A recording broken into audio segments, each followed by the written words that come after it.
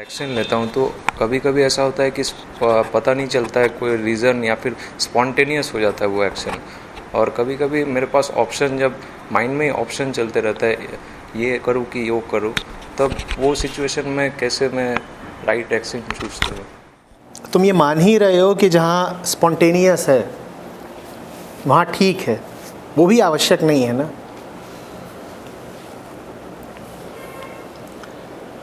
Spontaneity, त्वरा guarantee नहीं होती सम्यक कर्म की।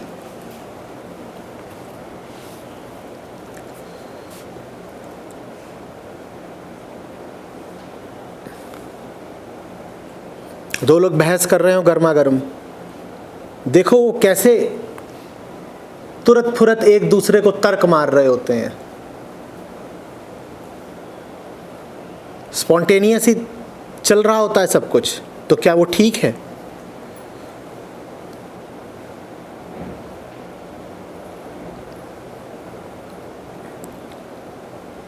तुम स्पॉन्टेनिटी का पैमाना समझते हो विचार की अनुपस्थिति को, कि अगर विचार अनुपस्थित है तो जो हो रहा है वो शायद ठीक ही है। विचार की अनुपस्थिति राहत तो देती है, बेशक, सोचना नहीं पड़ रहा, झंझट छूटा, लेकिन विचार की अनुपस्थिति बहुत घातक भी हो सकती है। जिस काम को करने के तुम बहुत अभ्यस्त हो जाओ, भले ही वो काम कितना भी गड़बड़ क्यों ना हो, उस काम को करते समय तुम्हें सोचना नहीं पड़ेगा। तो जिसको तुम स्पॉन्टेनिटी कहते हो वो आवश्यक नहीं है कि तुम्हारे लिए अच्छी ही हो, बल्कि हमारे लिए सबसे ज़्यादा बड़े खतरे हमारी तथाकथित निर्विकल्पता में ही छुपे होते हैं। जहाँ हमें अभी विकल्प दिखाई दे रहे हैं वहाँ अभी हमें सोचने पर मजबूर तो होना पड़ रहा है ना। जहाँ हमें विकल्प दिखाई ही नहीं देते, जहाँ हमें लगता है कि सही रास्ता एक ही है और हम उस रास्ते को जानते हैं, किसी दूसरे विकल्प की ज़रूरत ही नहीं, किसी दूसरे विकल्प को सोचना ही नहीं, वहाँ हमारे लिए ज़्यादा बड़े खतरे होते हैं।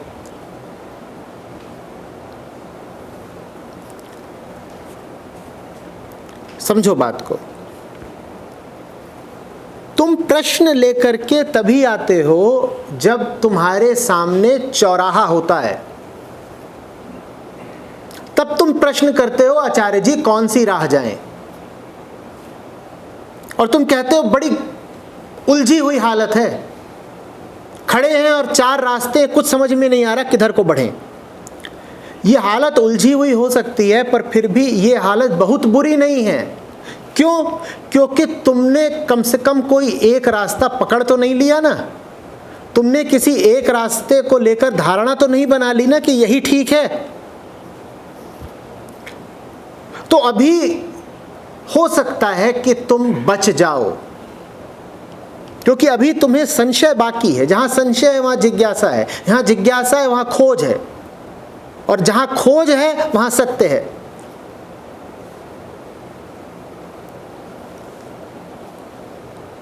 जिसको चार राहें दिख रही हैं वो उलझा हुआ है, लेकिन उसका उलझना शुभ है। जिसको एक ही राह दिख रही है और वो उस पर स्पॉन्टेनियसली बढ़ता चला जा रहा है, उसके लिए खतरा ज्यादा बड़ा है। क्योंकि आवश्यक नहीं है कि तुम जिस राह पर चल रहे हो वो ठीक ही राह हो, बल्कि मैं तो कह रहा हूं कि जिस राह पर तुम बिना सोचे विचारे चले जा रहे हो, जिस राह को लेकर तुमने इतना विश्वास बना लिया है कि ये तो ठीक ही है, अब कोई विचार की जरूरत नहीं, वो राह 99% संभावना है कि तुम्हारे लिए गलत ही होगी। जो काम तुम स्पॉन्टेनियसली करे जा रहे हो उससे बचो। जिस काम में तुमको चुनाव और विकल्प और चौराहे दिख रहे हैं वहां तो कोई विवेकपूर्ण निर्णय लिया जा सकता है, पर निर्णय वहां कैसे लोगे जहां कोई मामला मुकदमा ही नहीं।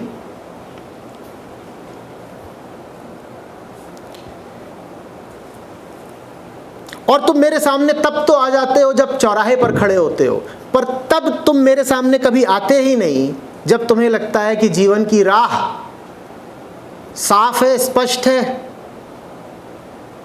ज्ञात है।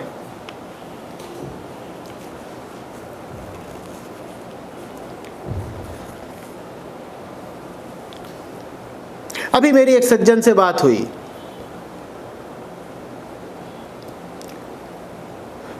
वो बोले आचार्य जी पिछले 1-2 महीने से मन बड़ा खराब चल रहा है। मैंने कहा 1-2 महीने से खराब चल रहा है, पहले कैसा चल रहा था? बोले उसके पहले 6 महीने बहुत अच्छा चल रहा था, बहुत अच्छा चल रहा था। मैंने कहा अच्छा। बोले और ये खराब मन कुछ ठीक नहीं हो रहा, आप भी बेअसर जा रहे हैं। मैंने कहा कैसे? बोले पिछले 2 महीने से कुछ नहीं तो कम से कम 50 वीडियो देख लिए और ये किताब पढ़ ली है और ये ग्रंथ पढ़ लिया है, कुछ हो नहीं रहा। मैंने कहा अच्छा। मैं कहा ये 2 महीने से ही सब है? बोले हाँ, उससे पहले 6 महीने तो सब बहुत अच्छा था। मैंने कहा तब क्या था? बोले 6 महीने तो सब कुछ इतना अच्छा था कि मैंने आपका एक भी वीडियो देखा ही नहीं, कोई ज़रूरत ही नहीं थी।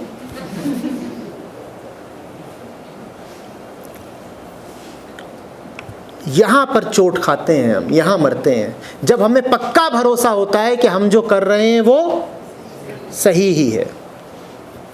हम स्पॉन्टेनियसली करेक्ट हैं। करेंगे क्या विचार करके, करेंगे क्या विवेक करके, करेंगे क्या गुरु से पूछ करके? हमें तो पता ही है कि ये तो ठीक ही है। हम वो बातें पूछेंगे ना जिन बातों में हमें संशय संदेह होगा। अभी तो जो बातें उनका हमें पक्का पता है, वो अंदर की बातें तुम्हें पता ही है। बाहर की जो बातें होंगी वो पूछ लेंगे कि गुरुजी द्वैत की बात के बारे में बताइए। अंदर की बात थोड़ी ही कोई जाहिर करता है। अंदर की बात तो स्पॉन्टेनियस होती है, लव एट फर्स्ट साइट। वो थोड़ी पूछने जाएंगे गुरुजी से।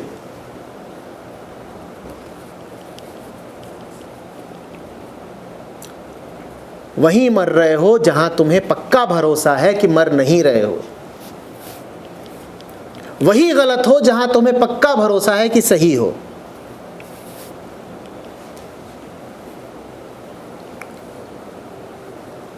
और ये पक्का भरोसा ही तुम्हारी नकली स्पॉन्टेनिटी है। क्योंकि भाई विचार तो समय लेता है ना। जहां तुम्हें पक्का भरोसा है वहां तो स्पॉन्टेनियसली आगे बढ़ जाओगे, समय ही नहीं लगाओगे।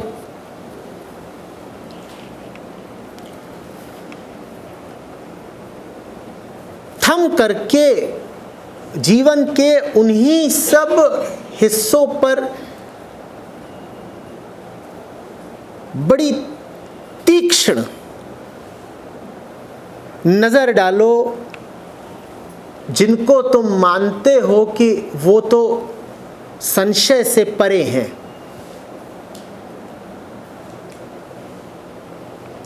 जिस भी जगह को तुमने निस्संदेह माना है उसी जगह पर संदेह खड़ा करना जरूरी है, क्योंकि वहीं पर दुश्मन छुपा है तुम्हारा।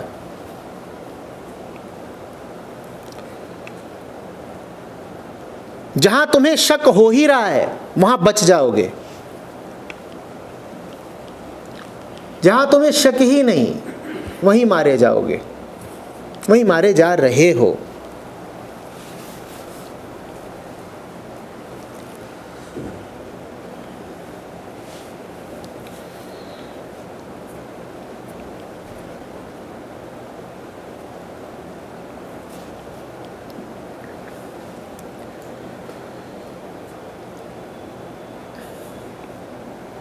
एकमात्र जो निस्संदेह है उसका नाम है सत्य। सत्य ही निस्संदेह है, सत्य के अतिरिक्त और कुछ नहीं निस्संदेह। और इतना तो विनम्र होके मानोगे ना कि सत्य का कुछ पता नहीं तुमको।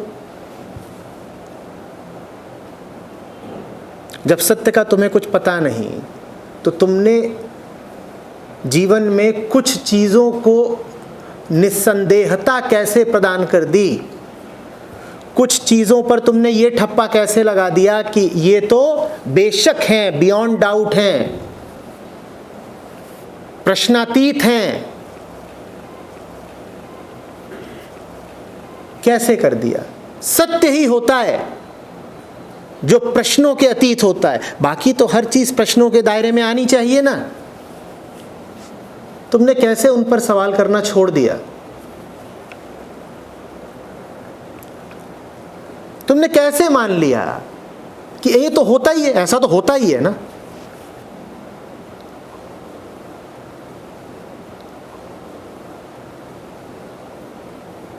ये तो होता ही है ना, नहीं कुछ भी होता ही है नहीं, तो तुमने मान रखा है कि होता ही है, अन्यथा कुछ भी नहीं। जब इंसान की हस्ती ही संदेह के पार की नहीं है तो और कुछ कैसे संदेह के पार का हो जाएगा।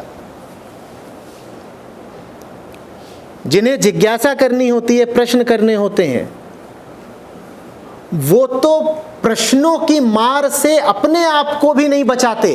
वो कहते हैं अपने ऊपर भी प्रश्न करूंगा, मैं हूं भी क्या नहीं हूं। वो ये भी नहीं पूछते कि मैं सही हूं कि गलत हूं, क्योंकि सही और गलत भी पूछने में तुमने एक बात तो निस्संदेह मान ही ली, क्या मैं हूं। वो ये भी नहीं पूछते कि मैं सही हूं गलत हूं, वो कहते हैं मैं हूं भी, एम आई।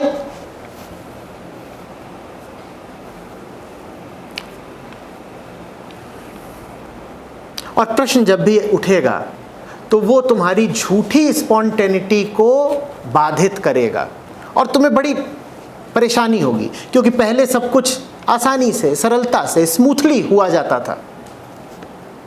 सोचना ही नहीं पड़ता था, सुबह उठे, चाय बनाई, नाश्ता बनाया, बच्चों को स्कूल भेजा, टीवी देखा, स्पॉन्टेनियस लाइफ।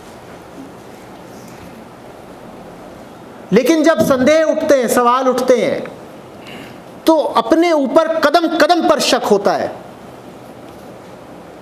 और बड़ी कोफ्त होती है कि क्यों हमने सवाल उठने दिए। अब तो कुछ भी करा नहीं जाता, बात बात पर यही सोचना पड़ता है कि असली है कि नकली है, भी कि नहीं है, कर क्या रहा हूं, कहां जा रहा हूं। लेकिन जो लोग इस दुविधा, इस अड़चन, इस परेशानी से गुजरने को तैयार होते हैं, उन्हें फिर फल मिलता है असली स्पॉन्टेनिटी का। तो अधिकांश लोग जीते हैं नकली स्पॉन्टेनिटी में, उससे उठकर आना पड़ता है प्रश्न और संदेह के क्षेत्र में। और प्रश्नों और संदेहों को जो ईमानदारी से पूछ गया और जी गया, उसको फिर सुफल मिलता है। क्या फल मिलता है उसको? कि उसके बाद वो प्रवेश कर जाता है वास्तविक त्वरा में, वास्तविक निर्विकल्पता में। अब उसको असली स्पॉन्टेनिटी मिली है। समझ में आ रही है बात? ऐसे समझ लो कि बिल्कुल जो निचले तल का आदमी है, वो स्लीप वॉकर है, नींद में चलने वाला आदमी। उसे कोई संदेह संशय होता है क्या? वो तो अपना नींद में चला जा रहा है। तो अधिकांश लोग जीवन ऐसे ही जी रहे हैं, उन्हें कुछ पता नहीं हो, बस चले जा रहे हैं। वे क्या करते हैं? सुबह उठता हूं, योगा करता हूं, थोड़ा टीवी देखता हूं, नाश्ता करता हूं, नहाता हूं, कपड़े पहनता हूं, दफ्तर जाता हूं, वापस आता हूं, बाहर घूमता हूं, टीवी देखता हूं, खाना खाता हूं, सो जाता हूं। डरावना, डरावना। कितनी स्पॉन्टेनिटी है, कहीं रुक करके कुछ प्रश्न ही नहीं करना पड़ता, पूछना ही नहीं पड़ता कि ये चल क्या रहा है, क्यों, कैसे, किसके लिए, किसको क्या मिल रहा है इससे। ये स्लीप वॉकर है, स्पॉन्टेनियस। इससे ऊपर की दशा है तथा कथित अर्ध जागृत आदमी की। उसको उलझन है, उसको परेशानी है, वो ऐसे देख रहा है और पूछ रहा है टू बी और नॉट टू बी। वो देखिए ना, बच्चे की फोटो, एक मोटा सा बच्चा लगा देते हैं पेंटिंग में, और वो क्या पूछ रहा होता है, टू बी और नॉट टू बी। तो ऐसे लोग भी बहुत कम होते हैं जिनको ये प्रश्न उठता है कि अस्ति कि नास्ति, अस्मि कि ना अस्मि। कम होते हैं ऐसे लोग। लेकिन ये जो मुट्ठी भर लोग होते हैं जिन्हें जीवन के मूलभूत प्रश्न उठने लगते हैं, जिन्हें स्वयं को लेकर के जिज्ञासाएं सताने लगती हैं, इन्हीं में से फिर कुछ लोग अंततः प्रवेश करते हैं निर्विकल्पता में। पर निर्विकल्पता में, स्पॉन्टेनिटी में, त्वरा में तुम प्रवेश कर पाओ, इसके लिए पहले ये ज़रूरी है कि तुम्हें विकल्प दिखाई तो दें। आम आदमी को तो कोई विकल्प ही नहीं दिखाई देता। उससे पूछो ज़िंदगी माने क्या, वो कहेगा स्कूल कॉलेज यूनिवर्सिटी, कोई विकल्प नहीं। शादी, कोई विकल्प नहीं। बच्चे, कोई विकल्प नहीं। मकान, कोई विकल्प नहीं। गाड़ी, कोई विकल्प नहीं। सास ससुर, कोई विकल्प नहीं। बहसबाजी, कोई विकल्प नहीं। उसकी ज़िंदगी में विकल्प कहाँ है? अधिकांश लोगों को कोई विकल्प दिखाई नहीं देता। वो कहते हैं कि जैसा हम जी रहे हैं वैसे ही जीना पड़ेगा, विकल्प कहाँ है?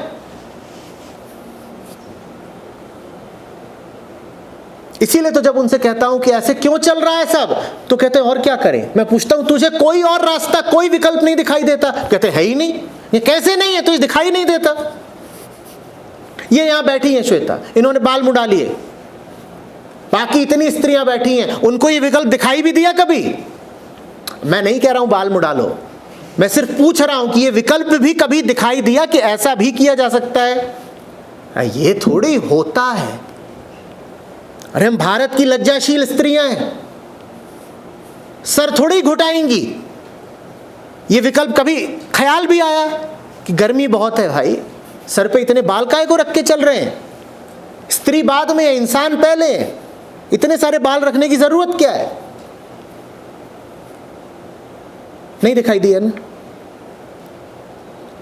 तो जितनी स्त्रियां हैं सब बाल लंबे करे बैठी हैं, ये विकल्प ही नहीं दिखाई दे रहा। इसी तरह जितने पुरुष हैं सब बाल कटाए बैठे हैं, ये विकल्प ही नहीं दिखाई दे रहा।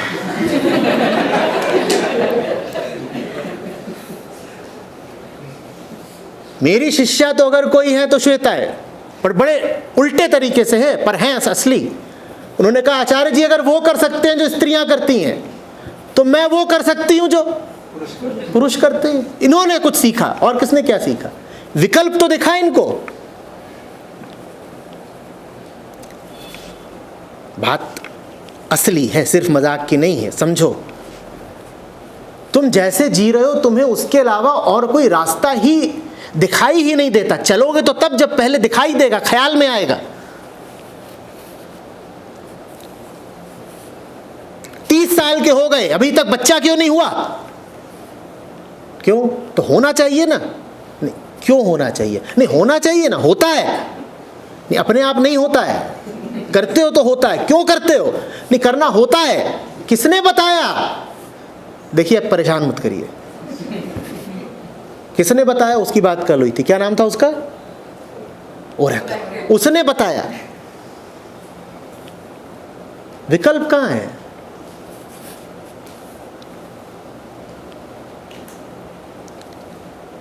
निर्विकल्पता बड़ी सुहाती है। बार बार पूछोगे स्पॉन्टेनिटी चाहिए, स्पॉन्टेनिटी चाहिए। निर्विकल्पता बेटा उनकी झोली में गिरा हुआ फल है जो पहले विकल्प पैदा करते हैं। जिनमें विकल्प ही सोच पाने का दम नहीं, उन्हें निर्विकल्पता क्या मिलेगी? जो थॉटफुल नहीं हो पा रहे, उन्हें फ्रीडम फ्रॉम थॉट क्या मिलेगी?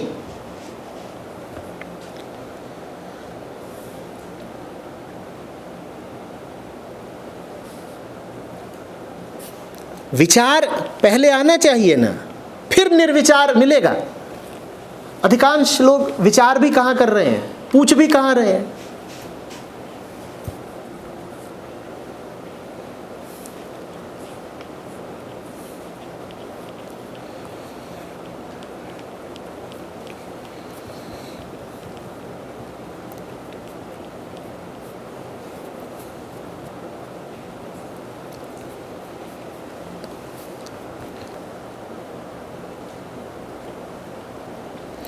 और मैं निवेदन करता हूँ कि मैं ये नहीं कह रहा हूँ कि जब विकल्प दिखाई दें तो उल्टे पुल्टे किसी भी विकल्प को चुन लो। उसको कहते हैं being different for the heck of it. वैसे भी बहुत चलते हैं।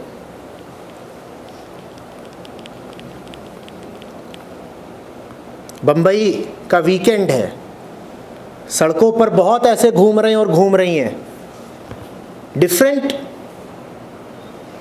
For the heck of it. वो करने को नहीं कह रहा हूं कि अलग होना है ना। आचार्य जी ने यही बोला था कि जैसे सब है वैसे नहीं रहना, अलग होना। अब अलग होना है तो अलग होने के लिए कुछ भी बेसिर पैर का कर डाला ना।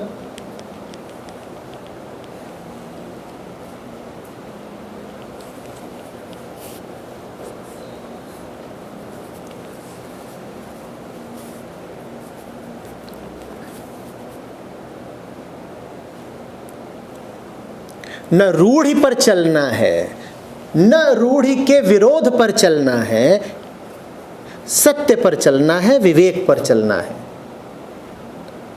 रूढ़ि का विरोध आवश्यक नहीं है कि विवेक की निशानी हो। रूढ़ि कहती है बहुत सारे कपड़े पहन लो। रूढ़ि का विरोध करोगे तो कहोगे हम कपड़े बिल्कुल ही त्याग देंगे। ये दोनों ही मूर्खताएं हैं।